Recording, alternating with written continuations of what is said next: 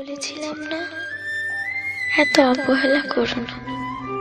কখন হারিয়ে ফেলবে আমায় নিজেও জানতে পারবে না। অনেক অপেক্ষা করেছে তোমার, কিন্তু তোমার অবহেলা কমেনি। ভালো থেকো, ভয় নেই। সম্পর্কের দোহাই দেব না, কোনো জোরও করবো না। ইচ্ছে হলে SMS দিও, না হলে না দিও। তবে আগের মতো হয়তো আমাকে আর পাবে না। সবকিছু বাদ দিয়ে তোমায় নিয়েই ভাবো। কিন্তু অবহেলার মাত্রা এত পরিমাণ হয়ে গেছে যে আমার অসীম ভালোবাসা হারিয়ে ফেললাম। ভালো থেকো, বেশি খারাপ লাগলেই চলে যেতে পারো, আটকে রাখবো না। অবশ্য এখন আমার থাকা আর না থাকাতে তোমার কিচ্ছু যায় আসে না।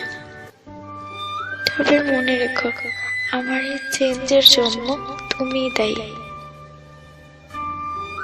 একটা দিনে 24 ঘন্টা, তার মাঝে তুমি প্রতিদিন আমায় 4 ঘন্টাও যদি সময় দিতে, আমার কষ্ট লাগতো না।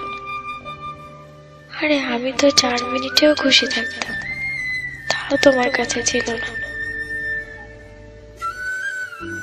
ভালোবাসার মানুষটির কাছে সব থেকে ভালো লাগার মুহূর্ত কি জানো? যখন তার ভালোবাসার মানুষটি তার সাথে থাকে, কিংবা তাকে দূর থেকেও একটু সময় দেয়।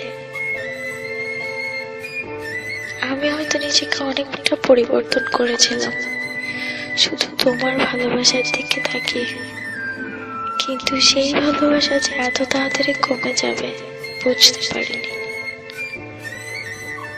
ঘন্টার পর ঘন্টা SMS কিংবা কল দিতে বলি না, সপ্তাহে কিংবা মাসে একবার দেখাও করতে চাই না। শুধু চাই যখন তোমায় মনে পড়বে বুঝতে পারবো তুমি আছো। একটা কথা কি জানো, অবহেলার মাত্রাটা যখন বেড়ে যায় তখন ভালোবাসার ইচ্ছাটাও দিন দিন হারিয়ে যায়। আমিও নিজেকে গুটিয়ে নিয়েছি, চিন্তা করে ফেলেছি তুমি দূরে থাকতে চাও। তবে আমি কেন জোর করব?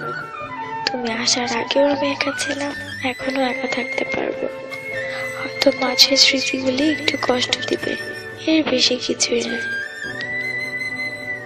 হয়তো অপেক্ষায় থাকবো, তুমিও একদিন বুঝতে পারবে ভালোবাসার মূল্য।